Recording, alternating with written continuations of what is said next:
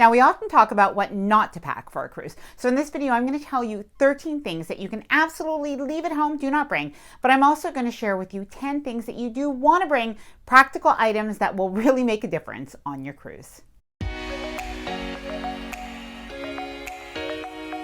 Hi there. If we haven't met, my name is Ilana from the website lifewellcruise.com. Welcome back to my channel. Now on this channel, we talk a lot about all things cruising, including a lot about packing tips so that you can be as prepared and as organized as possible when you do go on your cruise. Now, before I get started with these 13 things you should not bring on a cruise, plus 10 more things you definitely want to, I do want to mention that if you like this video, if you find it helpful, informative, or enjoyable in any way, please do give it a big thumbs up. It really does help the channel and I absolutely appreciate it. And at the same time, if you are enjoying the content on this channel, please do subscribe. I'd love to have you here within the LifeWell Cruise community. Okay, let's get started. So the first thing not to pack, to definitely leave at home, is an iron and also a clothes steamer. So no, you cannot bring in an iron on a cruise, and that is because it's a fire hazard. Now, on some cruise ships, you will have like a small self-serve laundromat that you can go and you can kind of use the iron. This is on a lot of the Carnival ships,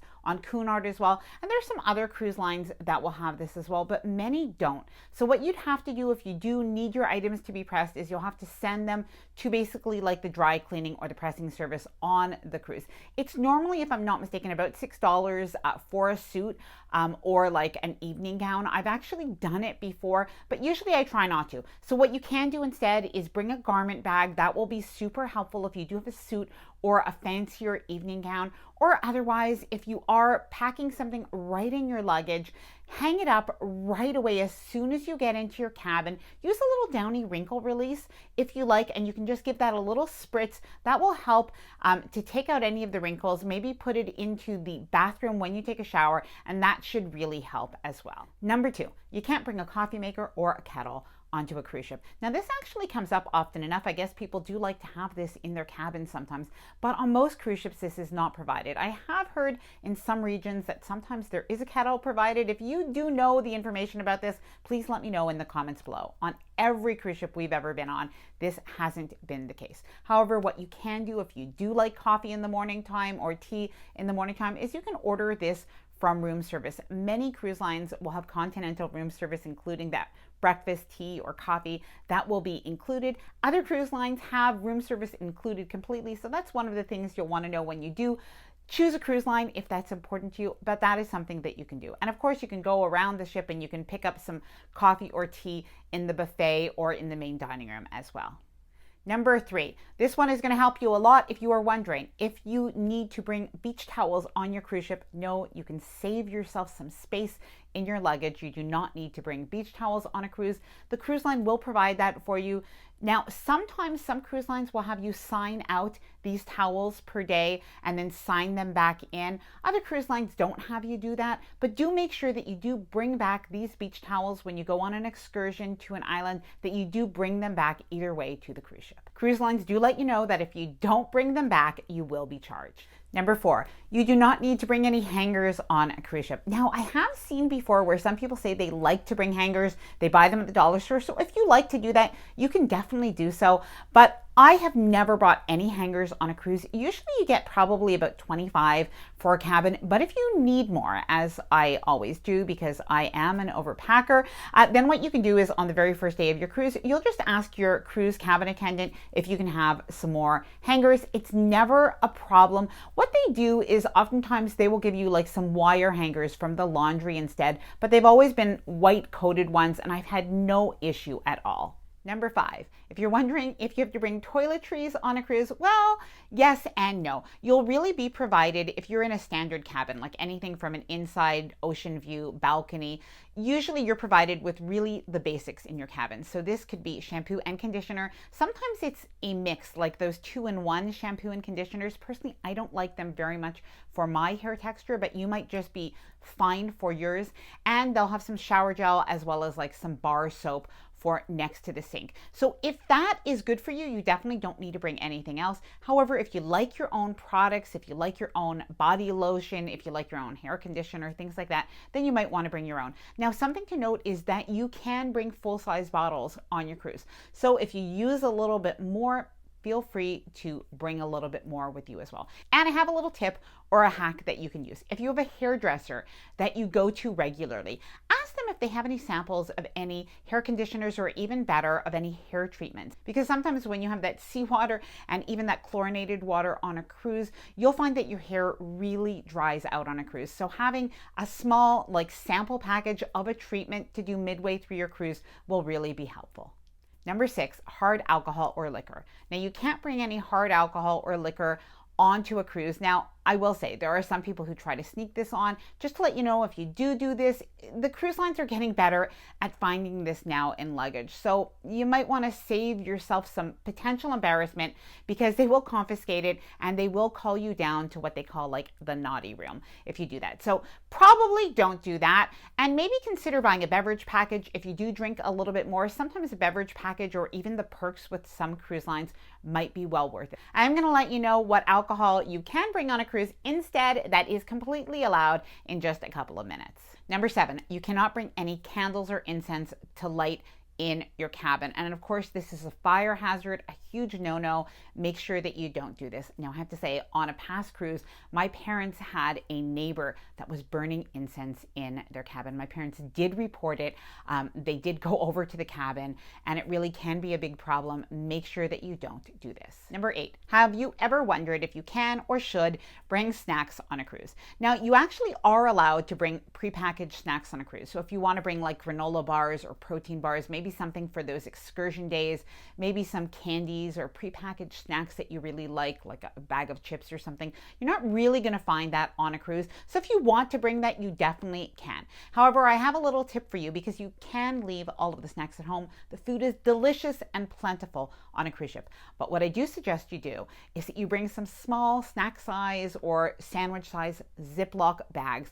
And when you go to the buffet, take a bowl of nachos or a bowl of crackers and cheese or some fruit, and put that in a Ziploc bag if you like, and bring it back to your cabin for later. And I'm specifically talking about people when you have children maybe, and they might want to snack later on. This can be fresher and healthier than the prepackaged snacks that you might bring with you on board.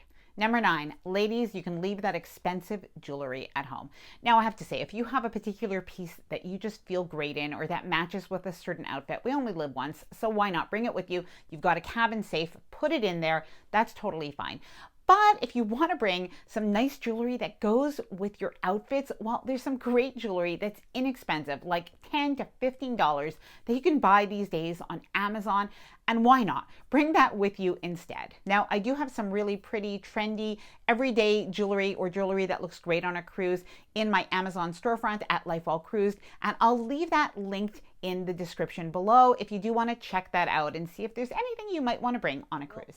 Number 10, you'll be provided with a hair dryer in your cruise ship cabin, so you don't actually need to bring your own. But I will warn you, it's going to be a hotel room quality. So if that is fine for you, if it's hot enough for you, usually if it blows enough, if it's strong enough for your texture of hair, then you are going to be fine. Leave your hair dryer at home. However, if you have hair like me, or if you have, well, for whatever reason, if you like to style your hair with a hotter blow dryer, then make sure you bring your own. Now, I do have one that I absolutely love. It's by Babyliss, and it's a travel hair dryer. I think it's under $30 or $35, and it just works so well. It is definitely the hair dryer that I bring on every single cruise, and even sometimes in a pinch, I do use it at home if something happens to my other hair dryer, because it works so well. Now, just because I know this is a question that comes up a lot as well, if you do have a hair straightener or a curling iron or a curling wand, you are allowed to bring these on a cruise. Number 11, you can leave behind probably at least 1/3 of the clothes that you plan on packing, the clothes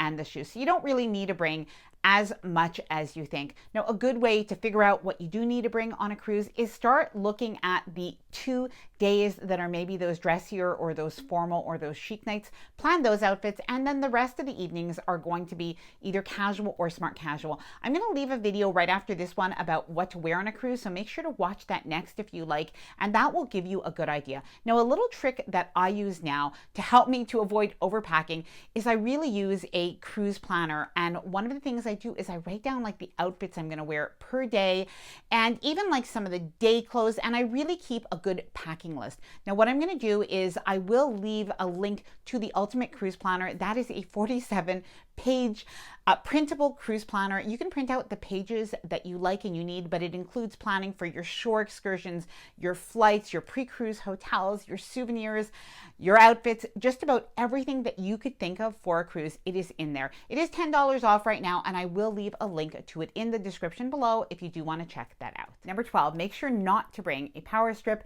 with an extension cord on board your cruise ship. Now, you've probably heard, and I've talked about before, to bring a non-surge protected power bar. I will talk about that after, but that's definitely something that you want to bring. Something like this, or even like a cube will work well with the USBs, but you don't want to bring one that has an extension cord or that's surge protected. That definitely will be confiscated if you try to bring that onto a cruise ship. Number 13. Now I have to say I've changed my mind on this one. So I've gone against my own advice, and now I don't think that you should bring water bottles onto a cruise ship. Now I have to say, years ago, I always brought a case of like 24 or more of plastic water bottles onto a cruise ship. I just found them so much easier to have, especially on shore excursions or even on the cruise ship. I just use this quite a lot. However, many cruise lines are now banning bringing water bottles, those disposable water bottles, on board. So you do want to check the cruise line policy to see. And if you want to bring them and if they're allowed by your cruise ship,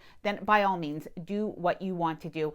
But I found that I've had the beverage package as a perk on the last couple of cruises, so I really haven't needed to bring my own water bottles. And at the same time, what I've started to do is to bring a refillable water bottle, and I just refill this on the cruise ship, and I just find it a lot easier than lugging on an entire case of water bottles. Now, if you do want water bottles, many cruise lines now will allow you to order water bottles, like the larger kind, right to your cruise ship cabin, and it's really quite reasonable. So you do want to check that out in your cruise planner on the cruise line website. So those are some things that you don't want to bring on a cruise, but what are some things that you absolutely must bring on a cruise? So make sure for shore excursions that you do have a backpack or a beach bag with you. I like something like this because it's so big and I can put all of my towels in it. Something else that you want to make sure that you have is your sunscreen. And when I say sunscreen, I mean your sunscreen, your after sun care, so something with some aloe vera, as well as some lip balm. You definitely do not want your lips to burn. An in-cabin must is some poopery.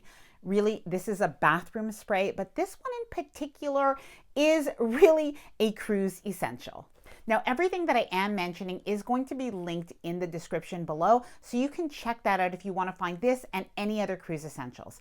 Now, the power bar that I talked about before, I particularly like something like this because it has USBs as well as the electric outlets. Now, if you only need the USBs, you'll be just fine. But I know that I plug in like my hair curler and things like that. So I just like to have both. And as well, sometimes my husband has his laptop that he wants to charge. You know, maybe you have a Kindle that you want to charge. So I like something like this.